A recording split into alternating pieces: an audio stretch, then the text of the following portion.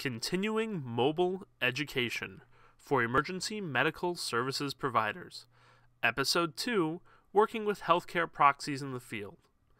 At the end of this episode, you should understand the concept of a healthcare proxy, understand how a healthcare proxy may change the course of care, learn how to identify the healthcare proxy, and describe how a healthcare proxy can assist EMS and patient care.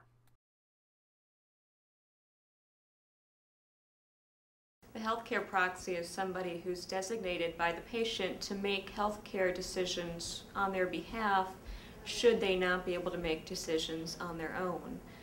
It's not always the next of kin, and the healthcare proxy should be designated by a state form.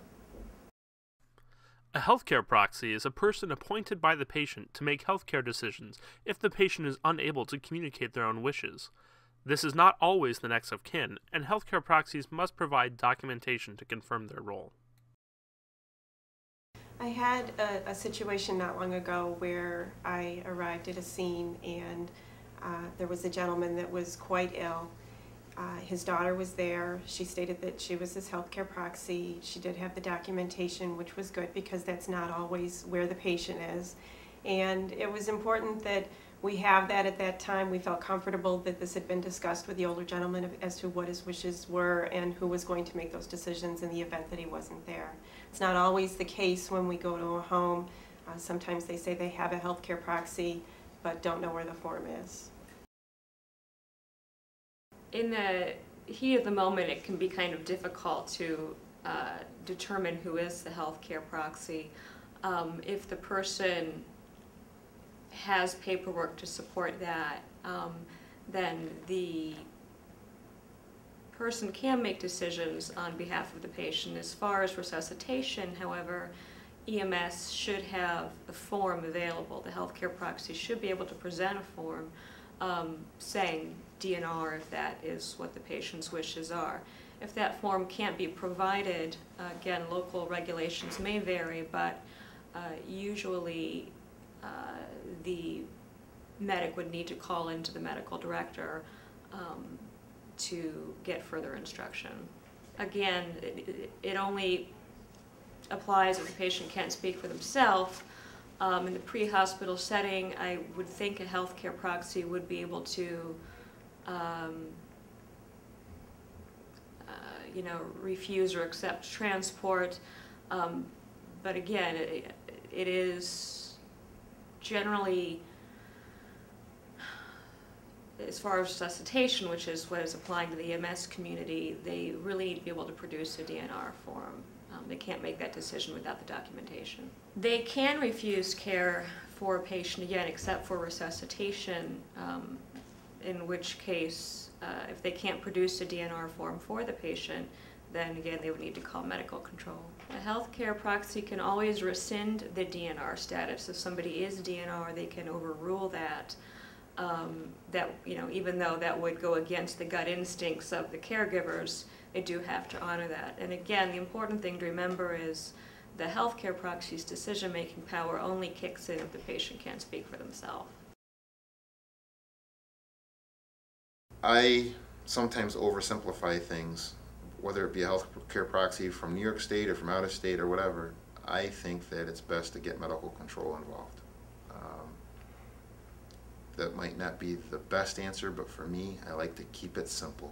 And if there's a healthcare proxy and I believe that that's going to affect how I'm going to treat the patient, especially in a CPR scenario, then I'm going to talk to a medical control physician and try to take it to a protocol where I'm dealing with another physician one-on-one and not so much, like you said, the lack of paperwork or the lack of proper documentation as to what the family and the physician had decided should be done. Yeah, I don't know much about the Florida healthcare proxies, but I ended up running into a situation once where there was a healthcare proxy established in Florida.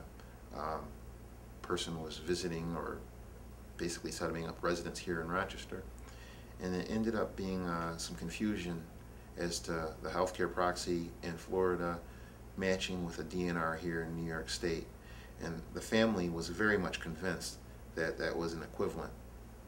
Me not knowing the law as well as I probably should have as how Florida goes, I ended up talking to medical control, as I suggested earlier, and they ended up honoring it, which I was very comfortable with, but before talking to a physician, I wasn't ready to make that call.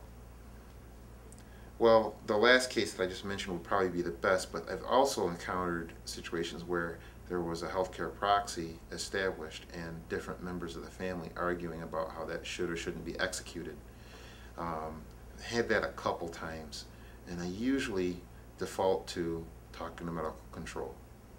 That is something where I'll try to discuss it with the family there, but in an emergent setting, I don't really have time to get them to resolve things, so I'll end up having a physician make the call and just give them, the physician, whoever it is on the other end of the phone, a lot of good information, but just let them make the call. I have been in situations where there have been DNRs, do not resuscitate orders, completed, and healthcare proxy forms as well. Those forms were not where the patient and the family was. And there have been situations where there may be two family members that disagree as to the course of events in the event the patient's not able to talk for themselves, and there has been conflict. So we do our best to educate people that if they do fill those forms out, they need to understand what the patient's wishes are and try to stay consistent with the patient's wishes. Work with the proxy to ensure the patient's treatment wishes are being considered if the patient cannot communicate those desires. The proxy may revoke the patient's DNR status, and if there are questions about working with the proxy, contact medical control. After watching this episode, you should understand the concept of the healthcare proxy, understand how the healthcare proxy may change the course of care, learn how to identify the healthcare proxy, and describe how the healthcare proxy can assist EMS in patient care.